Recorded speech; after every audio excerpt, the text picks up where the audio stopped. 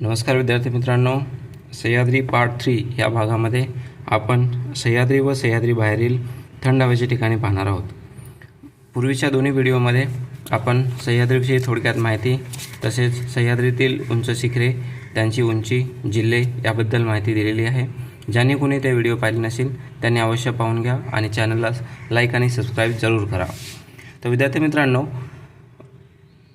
थंड हवेची ठिकाणे किंवा शिखरे तसेच सह्याद्रीबद्दल विशेष माहिती ही आपण मॅपद्वारे समजू शकतो। त्यामुळे सराव करण्याच्या अगोदर एक महाराष्ट्राचा मॅप अवश्य काढून घ्या व त्यावरच सराव करा। तर चला आपण आजच्या व्हिडिओला सुरुवात करू।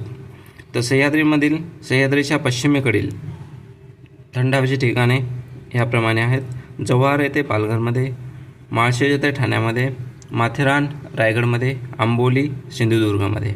ज्यावेळेस आपण सह्याद्री व सह्याद्रीच्या पूर्वेकडील पाहूत त्यामध्ये इगतपुरी नाशिक, कळसुबाई हरिश्चंद्रगड अहिल्यानगरमध्ये, भीमाशंकर खंडाळा लोणावळा पुण्यामध्ये, महाबळेश्वर पाचगणी साताऱ्यामध्ये, पन्हाळा कोल्हापूरमध्ये।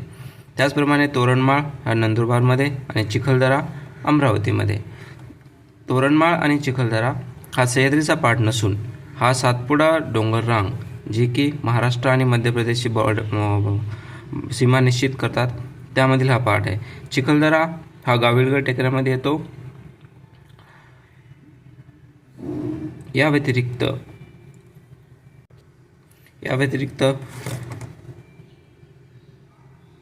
थंड हवेचे ठिकाण महेशमाळ जे की छत्रपती संभाजीनगरमध्ये पण येते।